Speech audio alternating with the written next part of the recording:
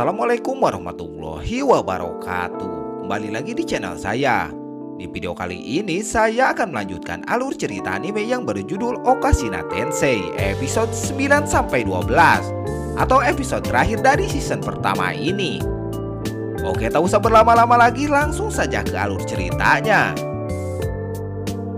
Film dilanjutkan setelah datang ke desa Licorice, langsung diperlihatkan dapur yang sering dipakai Pasri membuat kue, dan juga kedatangan Licorice juga langsung menyebar ke seluruh desa karena Licorice itu tunangannya Pasri. Sementara itu di wilayah Hubarek, ayahnya Licorice memberitahu bawahannya tentang tujuan Licorice dikirim ke tempat Pasri. Ternyata agar ubah tua itu atau Conretes, karena Conretes mengincar Licorice agar bisa mengamankan atau mengambil sebuah wilayah. Cerita kembali ke Pasri yang sedang mengajarkan membuat permen kepada Licorice. Licorice yang melihat Pasri membuat permen sangat kagum kepadanya karena Pasri begitu mahir membuat permen.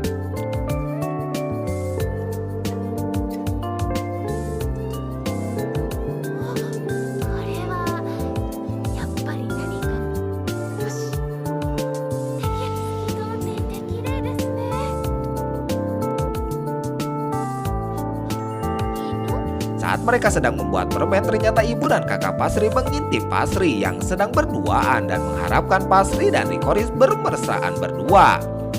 Ternyata mereka semua yang mengintip Pasri ketahuan oleh Pasri, dan karena sudah ketahuan mereka berdua langsung kabur karena malu sudah mengintip.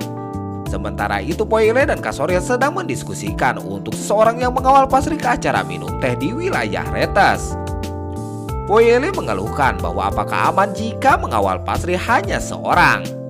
Tapi Kasoril dengan tenang bahwa itu akan aman. Singkat cerita, acara minum teh pun tiba dan Pasri juga berangkat ke wilayah Retes dengan tunangannya Licorice. Kemudian saat acara itu berlangsung, asisten dari Conretes menghampiri Pasri dan berkenalan dengannya. Dalam pikiran Pasri, acara itu akan dijadikan sebuah kesempatan untuk mempromosikan produk dari desanya dan juga sebagai hadiah untuk para tamu. Kemudian asisten itu memperkenalkan Pasri dan Licorice kepada semua tamu bahwa dia Pasri adalah tamu istimewa.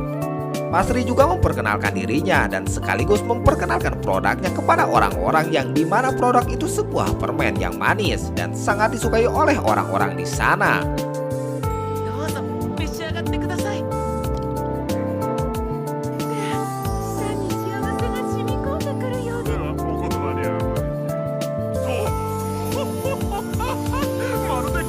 Dan juga Pasri menawarkan produknya itu untuk dikirim ke wilayah-wilayah yang ingin mendapatkan produknya. Tapi dengan syarat bahwa produk yang dijualnya tidak dikenai pajak, termasuk bahan dari produk miliknya. Kemudian saat sedang berbincang dengan orang-orang, Conretes mendengar hal itu dan mengatakan bahwa itu menarik dan mengajak Pasri ke ruangannya dan berbicara empat mata. Saat sudah masuk ke ruangannya, Conretes langsung menanyakan intinya dan bertanya apa mau dari Pasri. Pasri langsung meresponnya dan memberikan permen kepada Conretes, dan Conretes sangat menyukainya karena permen itu sangat manis.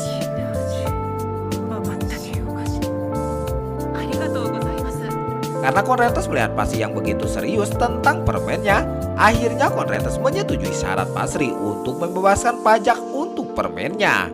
Sementara itu Licorice yang menunggu di luar begitu gelisah karena Pasri di sini menjadi pusat perhatian, dan Licorice berpikiran bahwa dirinya tidak pantas untuk Pasri, dan Licorice marah dan ingin pulang. Tapi pada saat Licorice mau pulang dan keluar dari ruang tengah, dia melihat Pasri yang sedang dipeluk oleh Conretes.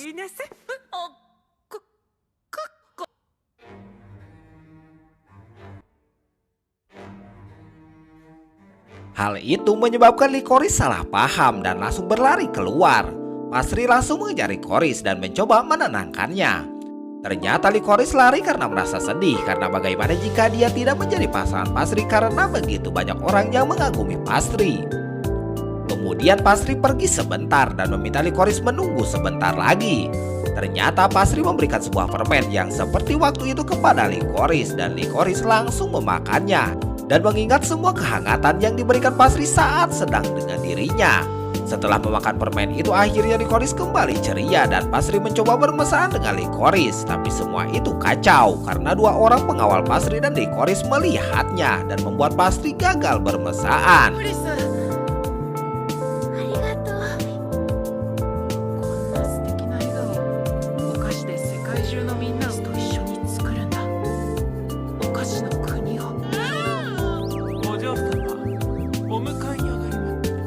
Singkat cerita, pesta itu pun selesai dan mereka semua kembali ke desa. Sesampainya di desa, Pasri langsung disambut dengan pelukan oleh ibunya dan meminta cerita tentang apa yang telah terjadi di pesta tadi. Kemudian setelah bersama dengan ibunya selama 2 jam, Pasri akhirnya bisa beristirahat. Selama mendengar ocehan ibunya, Pasri menggambar tentang pelukan yang diberikan oleh Konretes dan meminta Poile mengirimkan gambar itu ke Konretes. Kemudian gambar itu dilihat Konretes dan membuat Konretes sangat marah karena ada yang menyebarkan rumor bahwa dirinya menyukai anak di bawah umur. Singkat cerita, di wilayah Hubarek, asisten Kon Hubarek melaporkan bahwa Margrave Loturote melancarkan serangan ke wilayah Hubarek karena dia tidak senang dengan pernikahan antara Hubarek dan Katlece. Margrave Loturote juga memiliki 30.000 pasukan yang akan menyerang wilayah Hubarek. Kemudian Kon Hubarek memberikan perintah untuk mencari pasukan bantuan untuk melawan Margrave Loturote. Sementara itu, Pasri yang sedang menghitung uang mengatakan bahwa dirinya sudah membeli 100 ekor kambing kepada Padang untuk dipelihara. Dan juga dia ingin membeli keledai untuk membuat keju dan dia ingin membeli ayam untuk menghasilkan telur. Kemudian Pasri meminta bantuan Mak dan Lumi untuk membuat alat untuk membuat gula.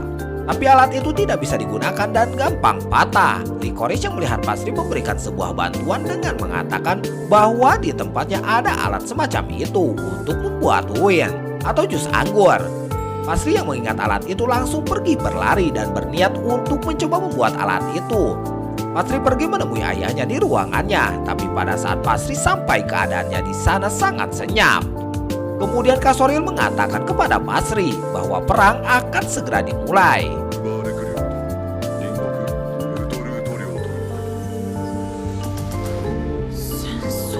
Setelah Pasri mengetahui bahwa perang antara Hubarek dengan Margrave Loturote, Pasri merasa terkejut dan sedih. Sementara itu di tempat Margrave Loturote sedang merencanakan strategi untuk bisa mengalahkan Hubarek dengan 30.000 pasukan yang dimilikinya. Kembali ke Pasri yang sedang bersedih sambil membersihkan dapurnya, dihampiri oleh Licorice yang juga merasakan hal yang sama. Karena perang akan terjadi dan keduanya hanya tidak ingin melihat orang lain bersedih dan ingin membuat orang lain tersenyum. Dan juga Pasri memberitahu Licorice bahwa dia akan membuat kue keju dari susu kambing. Tapi kambing yang dipesan Pasri telah diambil orang, begitulah kata dari pedagang yang mendatangi kediaman Pasri. Lantas Pasri yang mendengar kabar itu begitu marah karena kambing yang sudah dia nantikan tidak ada. Ternyata kambing itu diambil oleh keluarga Lunsbadge yang mengancam si pedagang untuk menjual kambing itu kepada dirinya walaupun sudah ada yang beli. Kasori langsung menenangkan Pasri karena Pasri begitu marah dan hendak melawan keluarga Lunsbadge. Kasoril pun berhasil menenangkan Pasri. Pasri juga masih belum menyerah dengan kambing-kambing tersebut dan ingin bernegosiasi dengan Lunsbadge setelah perang selesai. Kemudian keesokan harinya Pasri berangkat menuju ke kediaman Hubarek dengan ditemani ayahnya dan juga Nicolo. Mereka bertiga akan menjadi pasukan tambahan untuk Hubarek. Sementara itu di kediaman Hubarek tiba-tiba ada seorang yang melaporkan bahwa pasukan Loturote mulai menyerang wilayah Hubarek dengan berisikan 10.000 pasukan. Kemudian Margrave Hubarek atau ayahnya Licorice langsung memerintahkan Squall untuk menjadi pasukan terdepan dalam penyerangan tersebut. Awalnya Squall sedikit ragu karena itu adalah pengalaman pertamanya dalam berperang. Tapi dengan tekad yang sudah bulat, akhirnya Squall menerima perintah tersebut dan akan menjadi pasukan baris depan. Pasri dan ayahnya pun sampai ke kediaman Hubarek dan langsung membicarakan tentang strategi peperangan. Setelah mereka melihat strategi musuh, Kasoril melihat ada yang janggal dalam strategi musuh dan mencoba memahaminya. Pasri juga menyadari ada yang janggal dari pergerakan musuh tersebut. Margrave Hubarek yang sudah mengetahui rencana musuh yang asli kaget. Ternyata rencana musuh itu adalah untuk memancing dan mengepung tempat Squall berada. Dan langsung memerintahkan pasukan untuk membuat Squall. Kemudian di tempat Squall perang terjadi, begitu banyak pasukan musuh yang menyerangnya dan berhasil mengalahkan pasukan Squall dan membuat Squall kewalahan.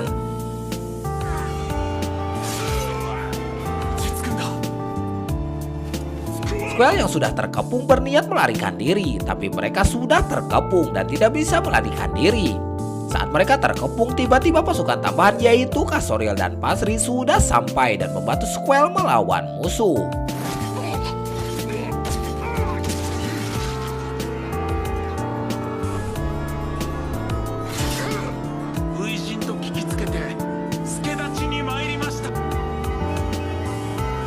Pasri dan Kak Soril yang sudah datang berhasil mengalahkan semua musuh sekaligus berhasil menyelamatkan Squall.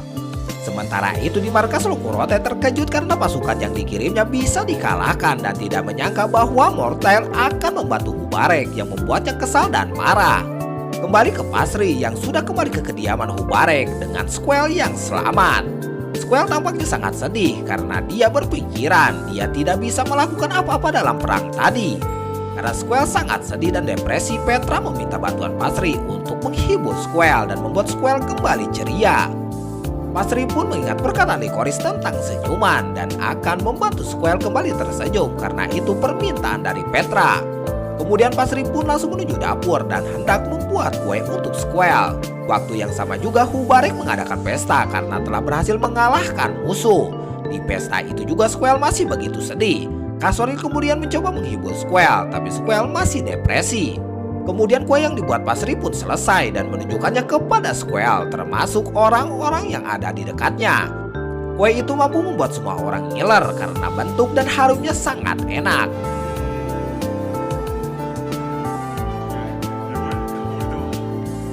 Kemudian Pasri pun memberikan sepotong kue tersebut kepada Squall. Squall pun memakan kue tersebut sambil mendengarkan penjelasan Pasri tentang arti kue itu yang berasal dari kata tartetatin atau kegagalan. Pasri juga mencoba menjelaskan bahwa kegagalan itu bukanlah kehancuran melainkan awal dari kesuksesan. Setelah mendengar penjelasan Pasri, kini Squall kembali ceria dan mulai membulatkan tekad untuk bangkit kembali. Squall juga kini sudah baikan dengan Petra lagi. Kemudian karena Pasri sudah membantu Hubarek, jadi Hubarek memberikan satu permintaan apapun buat Pasri. Pasri menggunakan kesempatannya itu untuk meminta bahan-bahan yang dibutuhkannya. Tapi ayahnya masih belum pulang karena harus melakukan negosiasi yang menguntungkan dengan keluarga Lunsbadge. Setelah negosiasi selesai, Pasri dan ayahnya berhasil membawa domba tersebut. Dan bukan hanya domba, tapi dia juga membawa kuda dengan kualitas yang bagus. Kemudian karena bahan yang Pasri inginkan sudah terpenuhi, akhirnya tujuan Pasri untuk membuat dunia manisan atau membuat orang bahagia kini mulai tercapai sedikit demi sedikit. Nah, inilah akhir dari film Okashina Tensei season pertama. Assalamualaikum warahmatullahi wabarakatuh.